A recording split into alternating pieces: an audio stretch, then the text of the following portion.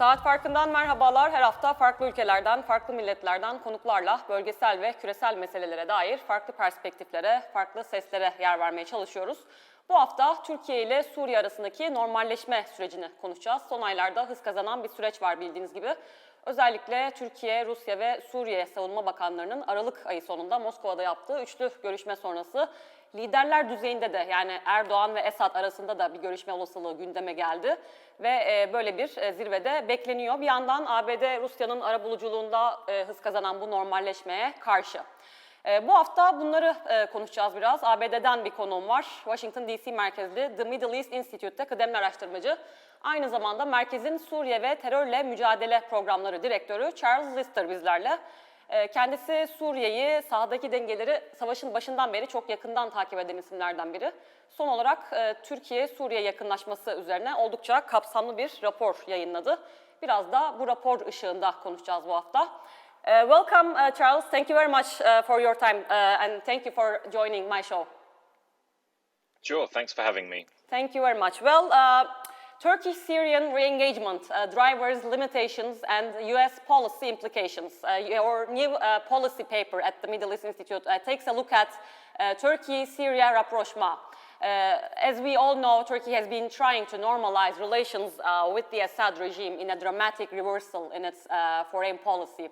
And the recent meeting of Turkish-Syrian defense and intelligence chiefs in Moscow for the first time over a decade was surely a significant development, and more is expected to come.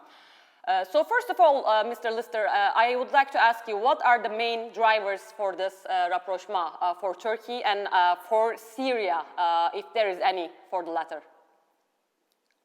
Sure. Well, I think, first of all, for Syria, I think there is one, clear reason underpinning the initial openness to Turkey's outreach, and that is any government that normalizes its relationship with the Assad regime is to be welcomed. The Assad regime wants to be brought back from the cold and to become a member of the international community again. And of course, Turkey is the one government in the world that holds the most cards against the Assad regime. So to be able to flip Turkey would be an enormous victory for the Assad regime and of course, for Russia and Iran on top of that. For Turkey, I think it's clearly being motivated primarily actually by domestic reasons. The incoming elections have seen anti-refugee sentiment skyrocket. Of course, the fight against the PKK continues to be a significant issue on the national security sphere. And so those two issues have become, I think, big, significant questions that look to determine the fate of the upcoming election. And the only way for the AK party and the current government to compete with its opponents in the domestic election cycle are to take a different approach to Syria, to try to create space for refugees to return and to keep the pressure on the PKK. And the easiest way to do that would be to normalize with the regime. But, you know, as I'm sure we'll come to talk about, there are some really significant obstacles to actually seeing that realized. We will talk about it. You're not very optimistic also, as far as I understand from the report, about the future of this rapprochement, Mr. Lister. So what makes you think that way? What are the main obstacles and challenges, do you think? Well, as I say, I think it's plainly obvious why we've seen the steps taken that we have over the last month or so. I think from a Turkish perspective, it's perfectly logical that those steps have been taken. But the problem is, if Turks and the Turkish government want to see Syrian refugees return to Syria, normalizing the Assad regime is guaranteeing that Syrian refugees will not return. Every single poll of Syrian refugees, whether they're in Turkey, in Lebanon, or in Jordan, all the neighboring states hosting refugees in big numbers, have shown almost 0% of Syrian refugees will ever consider returning to a Syria that is ruled by Bashar al-Assad. And so the idea that by engaging with the regime and effectively saying our relationships now are completely normal is actually only adding to refugees' reasons not to return. So first of all, right from the outset, the kind of underpinning logic here is illogical. And in terms of countering the PKK, the challenge is, of course, very well known. The regime, one of its biggest principles is sovereignty. So the idea of a Turkish incursion against the PKK violates that. So you seek to re-engage with the Syrian regime, it's not going to give you an open door to launch another incursion into Syria. And Russia has also made that very clear most recently too. So the track of engagement makes sense if we're looking purely at Turkish domestic politics. But when you look at the realities of what that engagement or normalization would create and not allow, then suddenly we're up against a brick wall. And we've seen that just in the last week or two. The regime has embraced a totally different line. Yeah. There will be no foreign ministers meeting until all Turkish troops leave northern Syria. Well, I think we all know that that's not going to happen. And so the engagement between these two governments appears to be going nowhere unless there's some miraculous Russian breakthrough.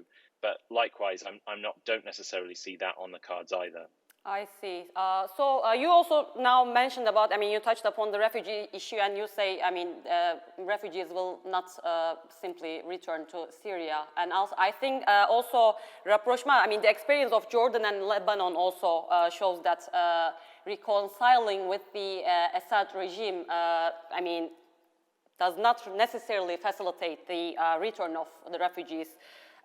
So you think the similar experience will be repeated with Turkey also about this refugee issue? Yeah, well, I think you're absolutely right, specifically to raise the example of Jordan. Jordan just over a year ago had its own attempt, very similar to what the Turkish government has done over the last month or so. High-level meetings between ministers of defense and between intelligence chiefs, visits to Damascus even. But what Jordan experienced was everything backfired. The idea that refugees would return to Syria never happened. And in its place was an enormous spike of illegal drug smuggling from the Syrian regime into and across the Jordanian border. So Jordan very quickly learnt its lesson and has since backtracked from the idea that normalization is a viable path to take. So I think there are easy and obvious case studies here to show that it's not necessarily a path that works. I've had some very high-level meetings with senior Turkish government officials in the last week or so, and to be honest, there didn't appear to be any, for want of a better word, sort of confidence-building measures or, if you do this, then we'll do that. None of that has been calculated at this point. Mm-hmm. There are no measures in place to allow this process to continue. This is kind of an experiment. We'll see how the regime responds. We'll see if we can get a meeting and we'll see what comes from it. That is exactly what the Jordanians did. And as I say, it was a spectacular failure and they've had to reverse course since. So actually, if the primary explanation here is domestic Turkish politics, I'd actually argue this is a very risky strategy. Because if it backfires, mm-hmm. the only losers in that scenario are those who backed this policy in the first place. I see. Well, despite you're not very optimistic about the process, I still want to ask you, because as we also mentioned now, the experience of other countries, a few other countries in the Middle East, in the region, re-engaged with the Assad regime, including the United Arab Emirates. But none of this, I think, has made a great change or influence over the dynamics inside Syria. But still, I want to ask you, if Turkey really managed to fully normalize with Syria somehow, the effects will be dramatic, you think? Do you think a wholesale Turkish re-engagement with Syria would be a game changer? Well, unquestionably, it will be a game changer. If anything, the mere fact that it's even being considered has thrown everything up into the air. Everyone is reconsidering their priorities inside Syria and what's coming next. If, as you say, there is somehow a full-scale normalization, then I would worry a great deal about the stability of northern Syria. Of course, there are 3.5 or 4 million Syrian refugees in Turkey, but there are also 5 million Syrians, at least 5 million, in territories that are either occupied or guaranteed or protected by the Turkish military. Those people are the 5 million people who have, under all circumstances, refused to submit to regime rule. So if there is a scenario whereby suddenly that Turkish protection is removed, those people will run for the Turkish border. They will seek to become refugees. They will no longer see themselves safe on Syrian territory. So I would worry a lot about the resumption of hostilities in places like Idlib, and I would worry a lot about the mass movement of currently displaced people in northern Syria towards the Turkish border. The last time there were hostilities, major hostilities in northwestern Syria in Idlib, 1 million people were displaced towards the Turkish border in 2 weeks. This is a virtually unprecedented scale of sort of displacement in any conflict around the world. And so I think that would be virtually guaranteed if that Turkish protection was suddenly removed, and the panic that then set in would lead to a scenario like that, I'm sure. I see. Mr. Lister, also the unwillingness of the U.S. To introduce a solid plan that addresses Turkey's security concerns and needs, I mean, it is seen as another reason why Ankara is making this sharp U-turn on its Syria policy. Relationship between Ankara and Washington is seriously troubled over the almost unconditional U.S. support to PYD, YPG. So what is your take on this troubling issue? Why is the U.S. So obsessed with this policy at the expense of its relations with a strong NATO ally? Well, my take, I guess I have many takes. First of all of this was inevitable, and some analysts like myself in the US and in Europe were saying this from the very first day that the relationship was established, that whether establishing that relationship was the right choice at the right moment, putting that aside, the deterioration of relations with Turkey was guaranteed from the moment that we established this relationship. We backed ourselves into a corner, and we backed the Turkish government into a corner whereby there was very little room for compromise. So first of all, I'm not surprised this has happened, and of course I'm sad and deeply frustrated that it has happened. How do we get out of this is the million-dollar question. Whether any of us, whether Turkey or anyone else in the international community likes it or not, the YPG and the SDF have proved, from an American perspective, highly reliable partners and highly effective, frankly, in countering Daesh. We cannot ignore that a third of Syrian territory was liberated from ISIS by this actor. So unsurprisingly, the US military feels an element of defensiveness and protection over this partner with whom they have both shed blood over the past 8 years.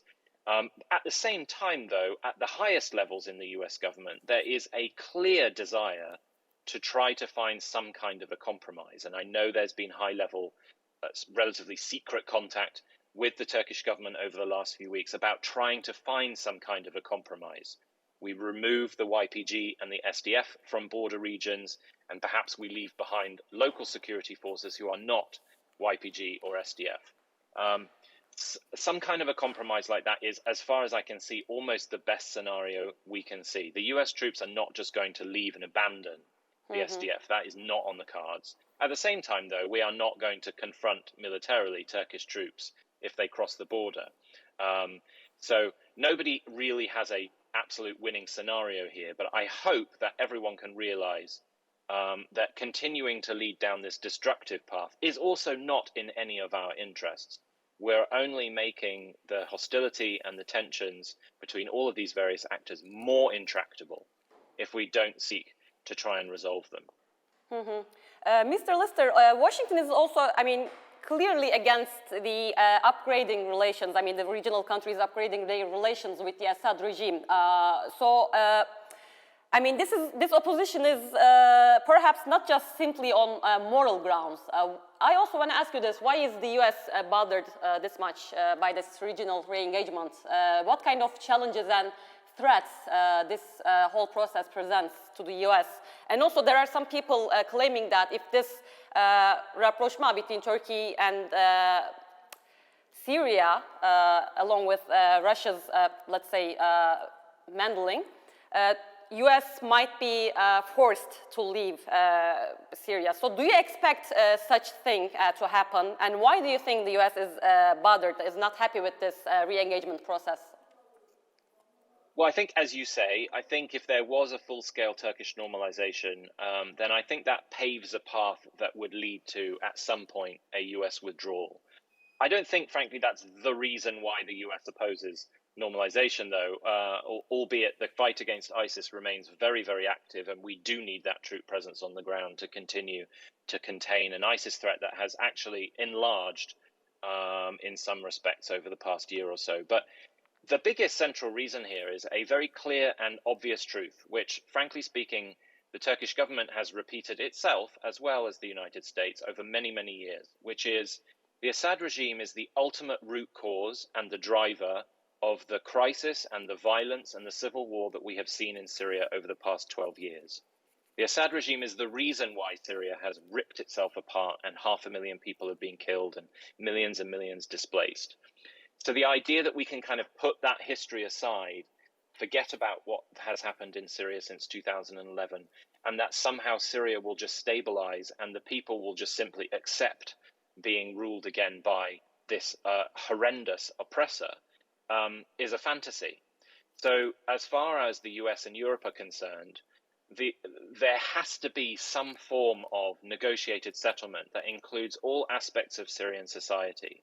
And by simply ignoring history and then normalizing a relationship with the regime, we'll never get there. I said myself to the Turkish foreign minister recently, I said, by engaging without conditions on the table, you are giving the regime another excuse not to engage in a political process. It doesn't work the other way around. This is an obstinate regime that believes in no compromise. So you can't give it things for free and expect that it will give you concessions in return. It's not going to happen. So we do need to continue this pressure strategy and find and entertain new ways of exploring a political process. But giving these free concessions is not going to get us there. And Turkey has a great deal to gain from a negotiated settlement and an enormous amount to lose by putting that aside and hoping things will become stable, because I can guarantee you they will not. I see. Mr. Charles, thank you very much for joining my program. Appreciate your time. Thank you. Thank you very much for having me. Evet, Saat Farkı'nda bu hafta Türkiye-Suriye normalleşmesini konuştuk. Süreci ve aynı zamanda Suriye'yi savaşın başından bu yana çok yakından takip eden bir isimle Washington DC merkezli The Middle East Institute'ten Charles Lister'la konuştuk. Önümüzdeki hafta yine farklı bir konuyla, farklı bir konukla karşınızda olmak dileğiyle. Hoşça kalın.